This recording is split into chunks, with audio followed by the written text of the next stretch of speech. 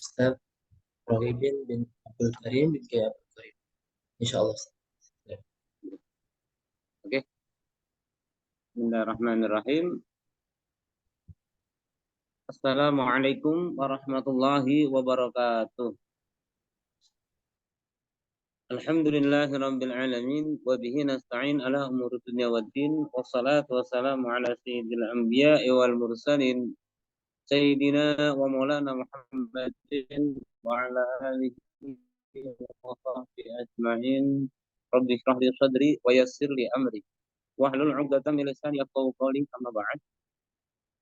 Alhamdulillah atas nikmat Allah Subhanahu wa taala, kita pada malam ini jumpa kembali untuk melanjutkan pengajian kita, belajar kita dalam memahami hadis baginda Nabi kita Muhammad sallallahu alaihi wasallam, yang mana kita memakai panduan kitab Al-Arba'in An-Nawawiyah. Dan sekarang sudah sampai pada hadis as-salis wal ishrun. Al-hadisu as-salisu wal ishrun. Hadis yang ke-23. Boleh ditutup dikit gitu ya, biar. Bismillahirrahmanirrahim. An Abi Malikin Al-Haris bin Asim Al-Ash'ari radhiyallahu an qala Rasulullah sallallahu alaihi wasallam, at-tahuru syadrul imani walhamdulillahi tamla'ul mizana wa subhanallahi walhamdulillahi tamla'ani au tamla'u ma baina as-samai wal ardi burhanun was-sabru diya'un wal qur'anu hujjatun laka au 'alaika. Kullun nasi yaghdu wa ba'i'un nafsahu wa mu'tikuha au mubiquha. Rawahu Muslim. Pada malam ini kita mengkaji hadis yang ke-23, yaitu hadis yang diriwayatkan daripada sahabat An Abi Malik Al-Haris bin Asim Al-Ash'ari. Ya, Al-Ash'ari ini kabilah di Yaman, ya. Wah yang masyhur, kabilah yang masyhur, ya, yang ada pada di Yaman. Qala Rasulullah sallallahu alaihi wasallam, yang pertama at-tahuru syadrul iman. Bersuci itu sebagian daripada iman. Bagian daripada iman. Bersuci itu ada dua macam, ya. Bersuci itu ada dua macam tentunya. Ada yang wajib, juga ada yang sunnah. Ini dari sisi hukum. Dari sisi hukum, bersuci itu ada hukumnya yang wajib, juga ada yang hukumnya sunnah. Yang sunnah tentunya banyak, seperti kita mandi sunnah untuk menghadiri Jumat. Kita tajdidul wudu, sudah punya wudu, belum batal kita wudu kembali. Itu termasuk bersuci yang hukumnya sunnah. Sedangkan yang wajib itu dibagi menjadi dua. Yang wajib ada sifatnya yang qalbiyah, ada yang badaniyah. Yang qalbiyah bersucinya hati. Karena dalam hati kita juga banyak kotoran. Ya. Hati kita juga banyak kotoran.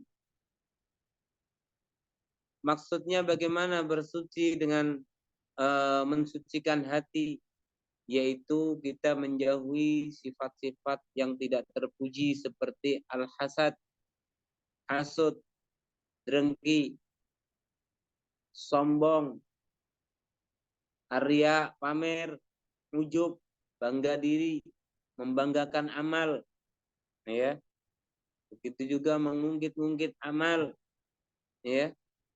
Itu semuanya adalah kotoran-kotoran yang ada pada hati kita, ya, yang berhak dan wajib kita untuk kita bersihkan. Oke. Yang selanjutnya di antara bersuci yang wajib, yang pertama qalbiyah, hati, yang kedua badaniyah. Ya. Bersuci mensucikan badan kita, baik dari hadas atau najis, ya. Baik hadas atau najis.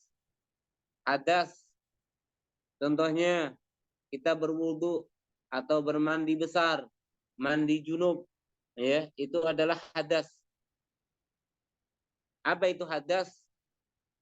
Hadas itu amrun i'tibari yaqumu bil a'dha haitsu yamna'u sihhatas shalah haitsu la murakhiso. Itu kalau dalam definisi fikih. Hadas adalah amrun itibar. Ya, sesuatu yang itibari. Itibari itu enggak ada tapi ada hakikatnya.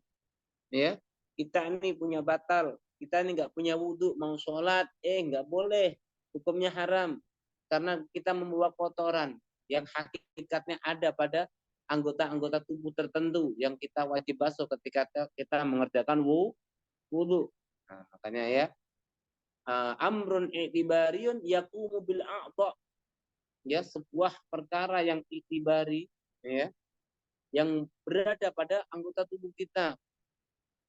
Perkara tersebut bisa mencegah sahnya sholat, bisa mencegah sahnya sholat, diterimanya sholat, haitsulam murahiso, sekira tidak ada keringanan dari syariat, sekira tidak ada keringanan dari syariat, ya, dari Allah Subhanahu wa Ta'ala.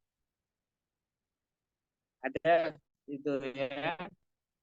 Makanya para ulama, ya, para ulama al-wadu, ya, fadlul wadu, kita disunahkan apa, meminum air bekas wudu. Air bekas wudu itu air yang sisa dibuat wudu, bukan air yang bekas kita buat wudu. Nah, ya, kita wudu nih, bukannya airnya tadi ditadain terus diminum, bukan seperti itu artinya. Artinya adalah kita punya wadah, ya, airnya kita buat wudu, setelah itu sisanya kita buat wudu, kita minum, itu barokah, ya, bukan bekas apa, sisa-sisa apa namanya itu, aliran-aliran air yang dibuat kita wudu, bukan, tapi air yang tersisa di wadah yang air tadi kita buat wudu. Oke, mafhum ini ya, bisa dipahamin? Jelas, Hisham? Jelas? Suara Ustadz Jelas, jelas. Bagaimana suara Ustadz? jelas. Oke, jelas ya. Jadi kita disunahkan, ya, meminum air sisa wudhu. Itu bukan diartikan apa namanya wudhu kita airnya kita tampung. Bukan seperti itu. Itu mah kotoran, ya. Karena beserta air kita masuk usapkan wajah, bismillahirrahmanirrahim, nawaitul wudu'a, dengan wudhu ini otomatis hadas, kotoran secara maknawi itu akan hilang bersama air tersebut. Otomatis air tersebut kotor, ya. Tak mungkin untuk kita wudhu, ya, kita buat tidak mungkin kita buat minum, ya. Yang dianjurkan tuh sisa yang ada di wadah tadi. Nah, begitu juga menghilangkan najis. Ini juga maksudnya bersuci, ya. Masuk dari kategori suci badaniyah, bersuci secara badaniyah. Jadi subhanallah, ya, dalam Islam, kitab-kitab fikih, kitab-kitab cara kita apa yang kita pelajari pertama kali Ya, tentunya bab thaharah, bab bersuci, bagaimana caranya wudhu, bagaimana menghilangkan najis dengan 3 macam najis yang ada, ya. Itu sebuah keharusan bagi setiap orang mukmin muslim untuk memahaminya. Ya, fadilah dari wudhu itu banyak sekali. Karena ada organ-organ, kenapa organ-organ tertentu yang kita basuh. Di sini ada sabda Nabi kita Muhammad Sallallahu Alaihi Wasallam. Ya. Emang anggota organ-organ itulah yang sumber-sumbernya orang melakukan kemaksiatan. Di muka ada wajah, ada hidung, semuanya mulut apalagi. Nah, ini sumber-sumber kemaksiatan banyak sekali ini. Makanya sering sekali harus sehari minimal 5 kali dibasuh ini. Ya, wudhu ini biar hilang. Karena sabda Nabi berkata, Innal abda idza tawadda'a fatamadmada adhaballahu bikulli dzambin asabahu bifi. Ya, bahwasanya seorang hamba ketika dia berwudu, sebelum berwudu dia melakukan kesunahan berkumur-kumur, maka Allah akan menghilangkan dosa-dosa ini. Iya, sudah bisa menghilangkan dosa. Wa idastan syako, kalau dia mengambil air untuk dimasukkan ke hidungnya, istinsyak, maka Allah hilangkan dosa-dosa yang ada pada hidung. Ya, mencium perkara-perkara yang haram, ya.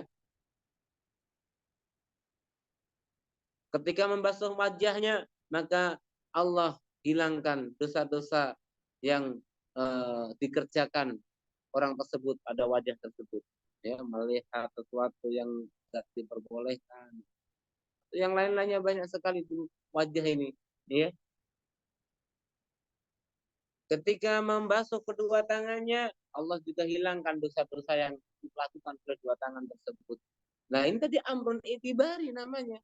Ya, mana kita kelihatan mahadas itu nggak tampak, ya, tapi kita anggap ada karena di situ ada dosa-dosa, ya, ada dosa-dosa. Makanya salah satu orang solihin, orang soleh, ya, melihat orang habis wudhu ini air yang keluar, air yang menetes itu menjadi hitam, ya, air menetes menjadi hitam.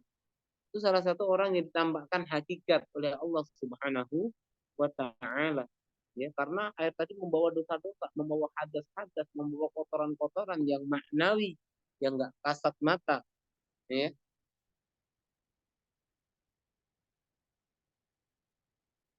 Nah, kemudian dan selanjutnya, wa idza masaha ra'sah, kalau orang tersebut mengusap kepalanya, Allah hilangkan, ya. Allah hilangkan dosa-dosa yang ada di kepalanya. Ketika membasuh kakinya, Allah hilangkan dosa-dosa yang ada pada kaki, yang suka diajak kemana-mana ke jalan yang tidak benar. Ya. Nah, itulah tadi wudhu. Ya, ini menjelaskan dan menguatkan hadis ini akan adanya amrun i'tibari. Amrun i'tibari. Ya. Karena subhanallah. Jadi di sini ada apa namanya itu? Fawaid. Jadi Allah ketika memerintahkan sesuatu, itu di balik itu pasti ada bisyarah, ada faidah, ada hikmah-hikmah yang sangat banyak, ya. Ada mengatakan al wudu amanun minal khauf. Orang punya wudu itu suatu aman, keamanan dari rasa takut. Orang takut ambil air wudu menjadi Allah Ta'ala diberikan keamanan dari rasa takut tersebut. Makanya dalam kitab At-Tabaqat Ibnu Tabaqat Subugi, ya, Imam As-Subugi, ya, beliau menukil salah satu apa namanya itu perkataan bahwasanya Allah pernah berkata kepada Nabi Musa alaihi salam, ya, ya Musa, wahai Musa, tawadhu, wudulah engkau, berwudulah engkau wahai Musa, ya, ketika fa'in asabaka syai'un wa anta ala ghairi wudu'in fala talumanna illa nafsak. wahai Musa berwudulah, ya. Jikalau ada sesuatu menimpamu sedangkan engkau dalam keadaan tidak berwudu, maka janganlah mencela kecuali dirimu sendiri. Janganlah engkau menyalahkan kecuali dirimu sendiri. Karena wudu itu tameng, apa itu perisai buat kita, ya, keamanan yang sangat besar yang Allah hadiahkan kepada kita. Ya, subhanallah. Itu tadi diantara fawaid hikmah daripada wudu. Banyak lagi, apalagi orang yang mudawamatul wudu, mudawamah alal wudu, selalu melanggengkan suci, selalu selalu suci. Dia batal langsung cari air wudu kembali, ya. Itu banyak sekali fawaid yang akan dia ini, bahkan di sini ada disebutkan orang ba'dul baik, Allah tidak akan berhenti mencatat kebaikan semua.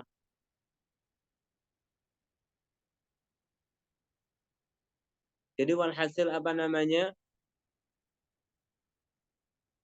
ketika orang muda wamatul wudu itu ada diantaranya malaikat itu yang pertama suka menemaninya, malaikat selalu akan ada di sampingnya, ya, malaikat rahmat tentunya, ya, dekat kepada dia, dan apa namanya, pena kebaikan itu gak akan berhenti nulis kebaikan setiap langkah, setiap menit, setiap detik bagi dia. Itu orang yang muda wamatul wudu. Karena wudu itu ya baik, nggak mungkin orang mau wudu itu nggak mungkin. Apa namanya itu? Orang menyuruh mau mencuri wudu dulu, wah nggak ada kamusnya itu. Ya, orang mau mencuri wudu dulu. Orang wudu pasti habis itu niat baik. Ya, orang berwudu, wah terang kasih pikiran Allah. Orang mau mencuri mau apa wudu dulu. Wah ini niatnya mungkin iya, tapi setelah wudu mungkin gagal kali, hilang kali, ya, nggak jadi mengerjakan. Iya, subhanallah. Oke, kita lanjut. Yang ke selanjutnya. Walhamdulillah tamla'ul mizan. Walhamdulillahi tamla'ul mizan. Perkataan seseorang alhamdulillah itu bisa memenuhi timbangan amal kebaikan. Kita ini hanya mengatakan alhamdulillah, itu pahalanya bisa memenuhi timbangan amal baik.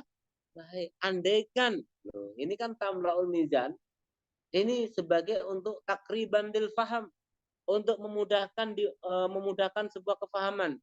Andaikan pahala itu ditampakkan sesuatu, maka sesuatu itu akan memenuhi apa namanya, sesuatu tersebut akan memenuhi timbangan tersebut. Nah ini perkataan seorang hamba hanya berkata alhamdulillah, itu sudah mendapatkan pahala yang sangat besar, yaitu apa namanya tadi, tapi ada catatan, tentunya ada catatan, bukan cuma sekadar alhamdulillah bilisan, bukan sekedar alhamdulillah diucapkan dengan lisan, tapi harus ada istighdar, ya, istighdharul makna wal id'anu lahu. Dia hadir, hatinya menghadir, dia mengatakan alhamdulillah, emang mengakui kenikmatan Allah Subhanahu wa taala, ya, dan dia benar-benar tunduk kepada Allah Subhanahu wa taala, patuh kepada Allah Subhanahu wa taala. Itu yang akan tamlaul mizan, ya. Kalau cuma alhamdulillah lisan tapi kadang hatinya kemana, itu sudah baik, ya, itu sudah baik. Tapi yang ditafsir ulama di sini, di situ ada bahasa istighfar, alhamdulillah, hati ingat kepada Allah Subhanahu wa taala akan kenikmatan yang telah diberikan kepada. ya. Kemudian dia juga tambah patuh dan tunduk kepada Allah Subhanahu wa taala karena merasa dia seorang hamba yang tidak punya apa-apa, semua yang dia miliki, semua kenikmatan yang dia nikmati itu semata-mata dari Allah Subhanahu wa taala. Alhamdulillah. Jadi ini ya, ini bisa kadang apa namanya itu kalau jadi maksudnya itu kalau diumpamakan ya, diperumpamakan itu pahala itu kelihatan, wah, ya, maka apa namanya, subhanallah, maka apa namanya akan memenuhi semua eh, timbangan amal baik. Tapi semua itu nikmat dan rahmat, ya, pahala kok, apa namanya, pahala kenapa nggak ditambahkan Allah Subhanahu Wa Taala, itu nikmat dari Allah. Dosa kenapa nggak ditambahkan oleh Allah Subhanahu Wa Taala, itu juga nikmat, ya. Ini kalau coba ditambahkan oleh Allah Subhanahu Wa Taala, waduh, repot, ya, repot. Orang amal baik lihat pahala senyum-senyum, habis itu maksiat lihat setan, lihat apa, jadi murung lagi. Jadi orang jadi nggak ini ya. Ya itulah ya, makanya coba pahala tambahin Allah Subhanahu wa taala, dia senang gini ya, secara nggak sadar dia habis itu lalai, habis itu udah dosa yang menakutkan, ya dia menjadi berubah lagi wajahnya. Kehidupan manusia tidak akan normal nanti, ya makanya semuanya Allah dari awal sudah peringatkan, ya, alif lam mim dzalikal kitabul la raiba fihi hudal lil muttaqin, ya. Quran ini adalah sebuah kitab yang enggak ada keraguan di dalamnya sebagai petunjuk kepada orang-orang yang bertakwa. Alladzina yu'minuna bil ghaib, yang pertama. Alladzina yu'minuna bil ghaib, orang-orang yang percaya akan perkara-perkara yang gaib, ya. Surga nggak tambah, neraka nggak tambah, tapi orang tersebut iman, ya. Dia ingat surga, maka dia semangatlah untuk mengerjakan kebajikan. Dia ingat neraka, maka semangatlah dia untuk meninggalkan sebuah kemaksiatan. Alladzina yu'minuna bil, yang pertama, pembuka Al-Qur'anul Karim, ya. Subhanallah. Selanjutnya wasubhanallah walhamdulillah tamla'ani au tamla'u. Ini mungkin keraguan dari seorang rawi. Ada tamla'ani au tamla'u, ya. Wasubhanallah walhamdulillah, dua kata tamla'ani, ya. Keduanya itu akan memenuhi. Au tamla'u. Nah, di sini kenapa au tamla'u? Seharusnya yang benar kan tamla'ani, ya, karena dua kalimat, ya. Maka harus pakai isim tasniyah. Subhanallah alhamdulillah tamla'a. Nih, kembalinya kedua.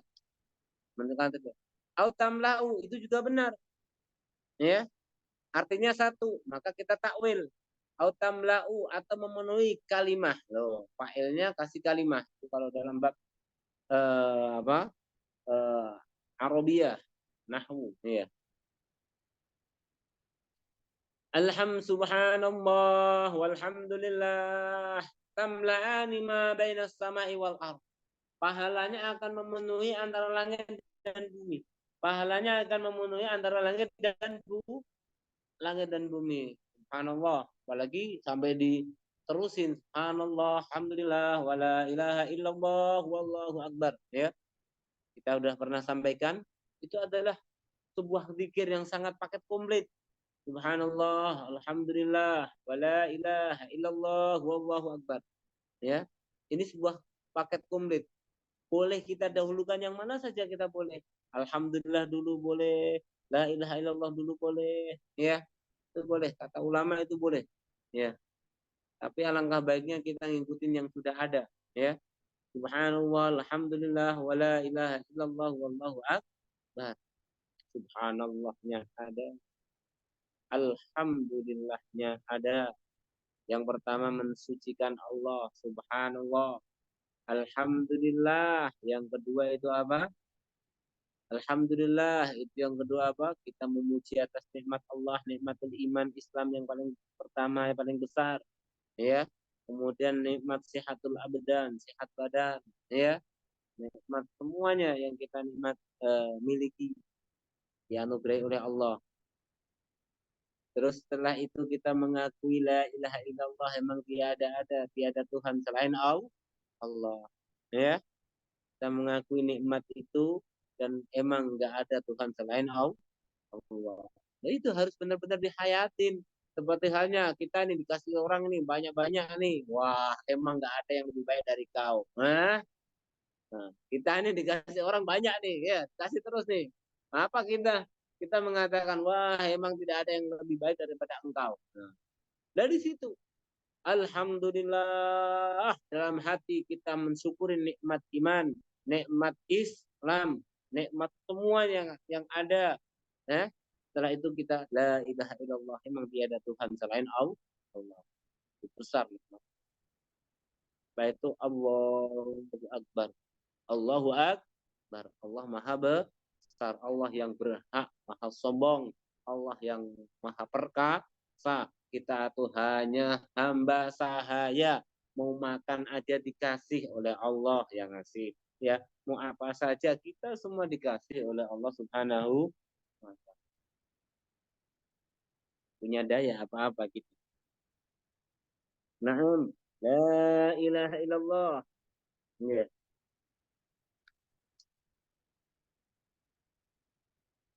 Subhanallah. Ini pahalanya besar-besar semua. Ya,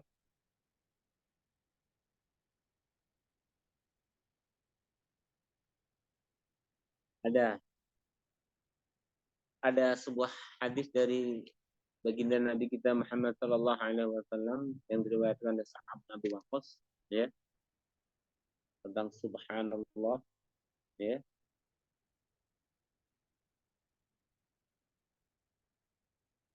Suatu ketika Sa'ad bin Abi Waqqas duduk-duduk bersama Rasulullah Sallallahu Alaihi Wasallam, ya. Setelah itu Rasul bersabda, apakah tidak mampu di antara salah satu kalian, ya, mengusahakan setiap hari mengerjakan 1.000 kebaikan? Apakah tidak mampu salah satu kalian setiap hari mengusahakan mengerjakan 1.000 kebaikan? Kemudian bertanyalah orang yang bertanya, fasalahu sa'il kaifa yaktibu ahaduna alfa hasanah? Bagaimana bisa salah satu di antara kita itu bisa mengerjakan 1.000 kebaikan dalam sehari? Kata Nabi menjawab, qala yusabbihu mi'ata tasbihatin. Ya, cukup membaca tasbih 100 kali, maka akan ditulis untuknya 1.000 kebaikan. Subhanallah, subhanallah, subhanallah, subhanallah, subhanallah. 100 kali. Maka secara nggak langsung orang tersebut tiap hari juga punya tabungan 1.000 kebaikan. Ini anjuran bagi Nabi apa daripada baginda Nabi kita Muhammad Shallallahu Alaihi Wasallam. Nah, selanjutnya wassalatu nurun, wassalatu nurun, dan sholat itu cahaya, dan sholat itu cahaya. Jadi sholat itu sebagai cahayanya orang mukmin, ya, sebagai cahayanya. Kenapa sholat itu dikatakan cahaya? Karena sholat itu akan menerangi orang yang mengerjakan dan menerangi hatinya. Ya, makanya orang yang sholat itu akan diterangi jiwanya juga hatinya. Tentunya ini sholat-sholat yang benar-benar jami'atun lil arkan wasyurut, ya, wal mandubat wal adab al mukmil. Sholat-sholat yang benar-benar sholat, yaitu syaratnya, rukunnya semuanya dikerjakan dengan baik. Kesunahan-kesunahan yang ada pada sholat dikerjakan dengan baik. Adab-adabnya, badannya khusyuk banget, ya. itu dikerjakan, ini akan ada dampak besar bagi orang yang mengerjakannya. Yang pertama, apa tadi? Akan diberi cahaya, ya. Hati, badannya, wajahnya semua akan disinari. Dan bukan itu saja, besok sholat tersebut akan menjadi cahaya ketika orang tersebut sudah di alam kubur. Orang tersebut sudah di alam kubur. Kita bisa bayangkan, kita kadang-kadang hati kita tuh, akal kita tuh kadang kita nggak sampai, ya. Maksudnya apa? Coba bagaimana sih orang keadaan di kubur itu bagaimana? Ya Allah, kita aja sendiri, rumah aja sendirian yang masih terang, itu aja masih sudah sumpek. Orang di rumah sendirian, sepi, ya, itu aja udah pikiran gak nyaman, ya. Gak ada yang hibur, gak ada. Ini di bawah tanah, gak ada lampu, gak ada apa-apa. Bagaimana bisa dibayangkan? Mau ngobrol siapa yang mau dengerin, ya? Mau ngomong apa sih? Mau curhat sama siapa? Subhanallah, mengerikan. Kalau kita nggak punya bekal hal seperti ini yang sudah jauh hari kita diberikan kesempatan untuk memasang lampu di alam kubur kita, ya, yaitu apa? Sholat. Sholat itu akan menjadi penerang di kubur kita, ya. Dan juga bisa di yaumul mahsyar, di hari orang digiring untuk dihisab. Sholat di situ akan menjadi benteng, menjadi cahaya yang menerangi jalan, ya.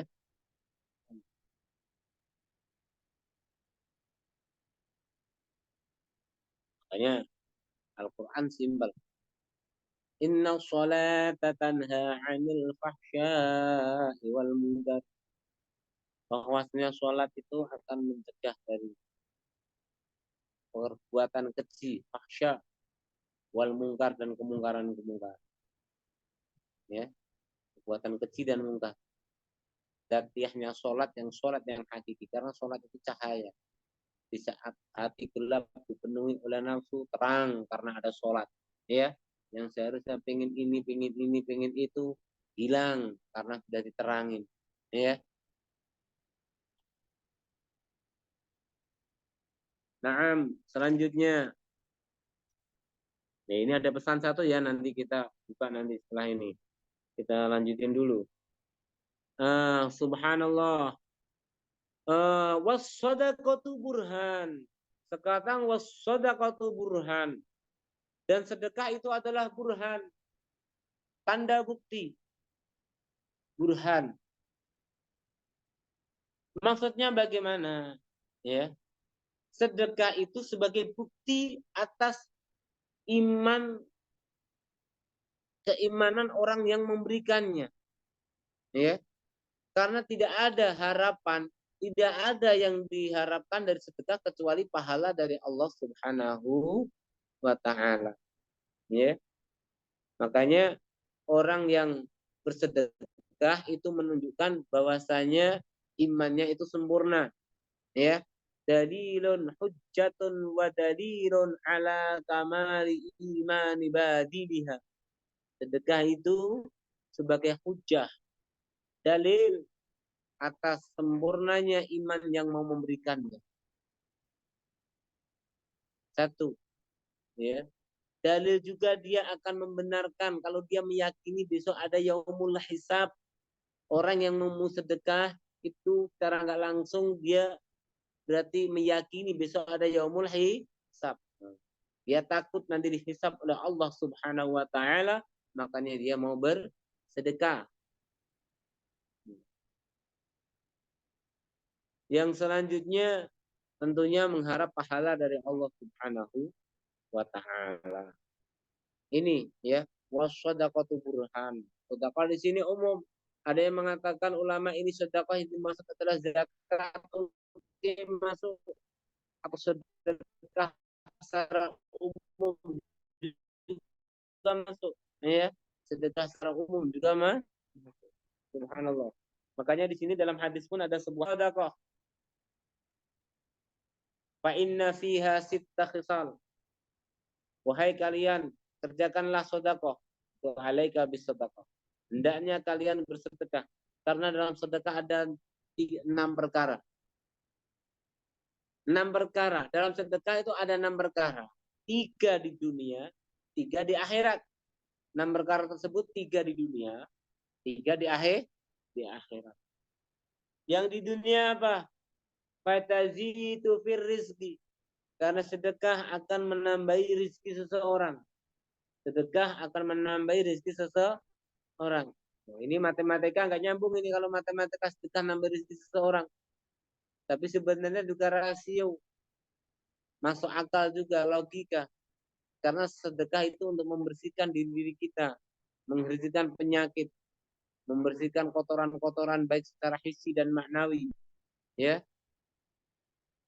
kalau kita nggak dibersihkan, jadi sakit. Nah, rizkinya itu berkurang. Ya,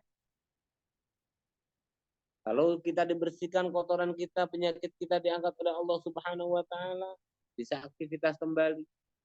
Ya, bahkan bukan cuma itu saja.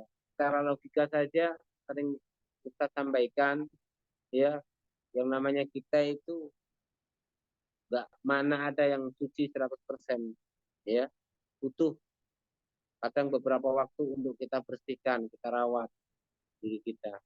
Seperti halnya kita punya kendaraan, ya, dohirnya kita masuk bengkel itu ngeluarin uang untuk membersihkan mobil-mobil kita, mesin-mesin kita untuk diservis, kita ngeluarin uang. Tapi hakikatnya itu akan apa namanya menguntungkan kita juga karena kita nggak akan kerepotan, mobilnya menjadi lancar, nggak mogok di jalan, aktivitas berjalan normal itu gitu, ya. Jadi apa namanya balasan Allah pasti lebih banyak. Kita sedekah jangan langsung mengharap balasannya juga berupa harta berlipat ganda. Ya, jangan seperti itu. Rizki itu banyak. Ya, dijaga oleh Allah, diberikan kesehatan, diberikan dijauhkan dari bala. Itu lebih dari yang apa? Cuman rizki lipat ganda. Rizki lipat ganda kadang banyak rizki tapi nggak bisa nikmati. Apa artinya nanti? Ya. Jadi maksudnya rizki itu banyak. Ya, bukan cuman uang atau dan yang lain-lainnya. Nah, itu yang di dunia. Fatazidu fi rizki wa tuksirul mal. Yang kedua memperbanyak harta. Ini yang di dunia ini. Yang di dunia memperbanyak harta. Dan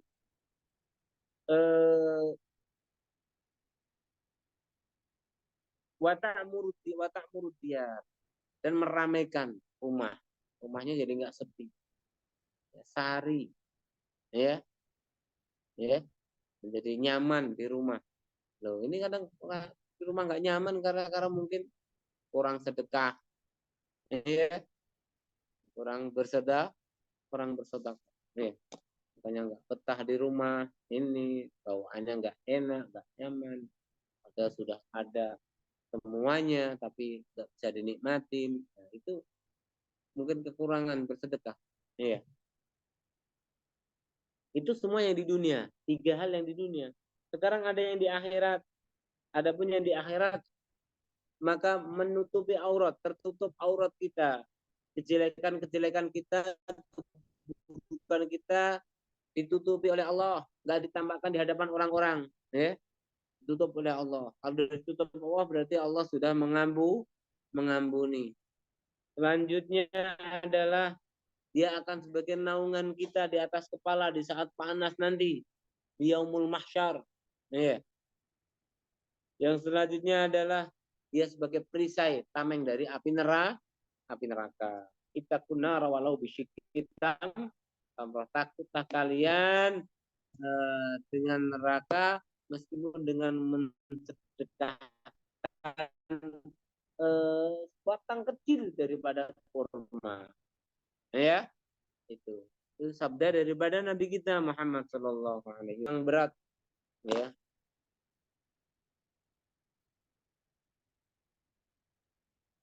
Jadi begini nih, ya, paling berat itu sedekah, berinfak itu paling berat, ya. Itu ada 70 setan, ya. Jadi ada 70 setan tugasnya itu untuk menghalang-halangi orang itu apa namanya biar nggak sedekah. Ada suatu ketika, mohon maaf, ada suatu ketika, ini saya ceritakan.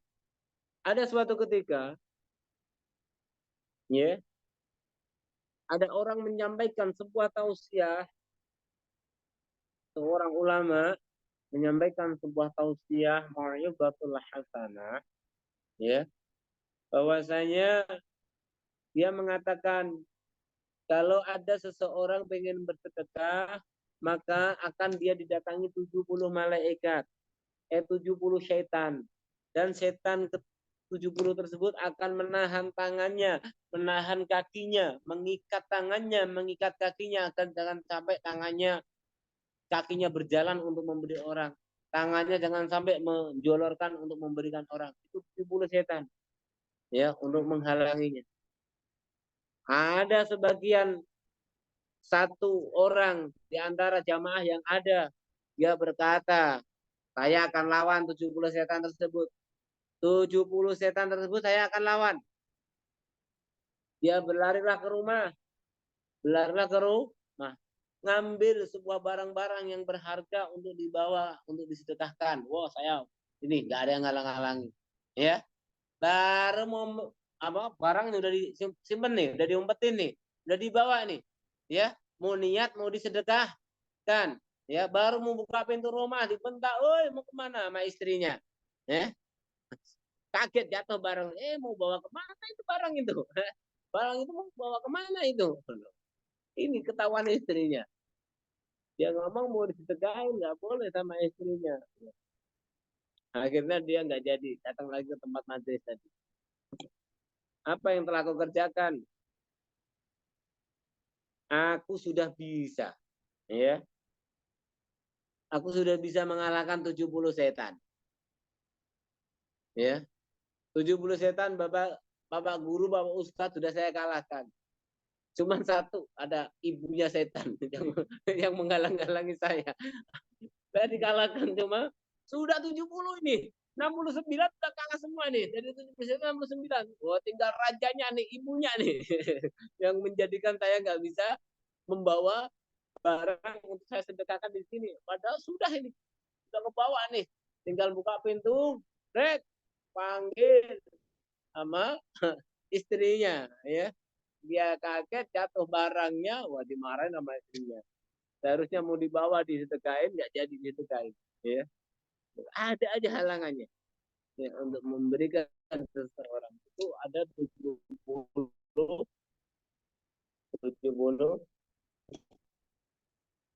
apa namanya, setan.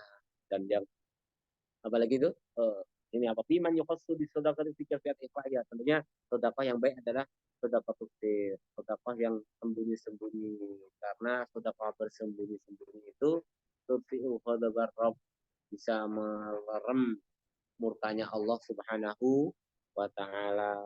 Dan tentu sedekah yang baik itu satu untuk orang fakir miskin, untuk orang yang ahlul khair, ya, orang baik-baik, ilmu kaji wa ahli ilmi kan ulama wa talabul ilmi, seperti ulama, santri-santri,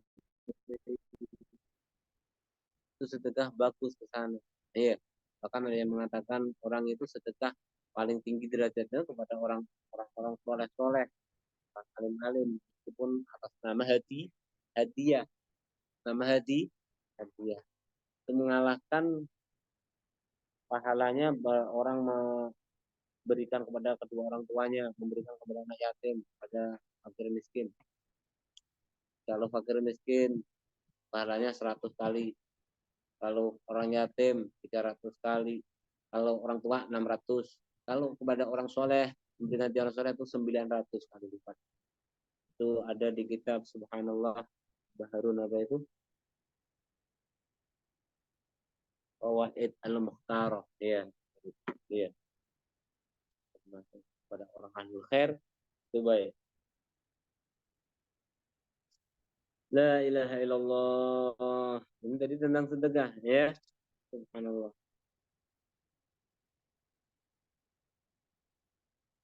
Dan ada ini sedikit tambahan tentang ini, ada sesuatu ya, bahwasanya iblis dan bala tentaranya itu tidaklah mereka bangga dengan sesuatu seperti mereka bangganya akan 3 perkara. Jadi intinya ada 3 perkara yang paling disenangi oleh iblis. 3 perkara yang paling dibanggakan. Kalau mereka mendapatkan salah satu ini termasuk orang yang berhasil. Itu iblis. 1. Yang pertama, orang mukmin membunuh orang mukmin. Wah, ini kalau ada begitu, iblis paling senang. Bangganya, ya. Ada orang Islam bunuh-bunuhan. Ini, wah bangga nih iblis. Nomor 1. Yang kedua, orang Islam mati dalam keadaan kafir. Wah, ini berhasil banget nih. Ya, iblis. Yang ketiga, ada orang yang dalam hatinya takut rasa kefakiran, rasa kemiskinan. Loh, ini ya, rasa miskin. Ini ngeri, rasa fakir. Kalau dalam hati itu takut rasa fakir, maka wah ini dampaknya ngeri, bahaya. Ya, makanya kadal faktu ayakuna kufran, kufur nikmat, kufur hakiki, naudzubillah. Ya, orang kok takut was-was kalau dia akan datang kefakiran, mau bersedekah takut fakir, itu diantaranya itu juga mengerikan. Ya, ya, fakir.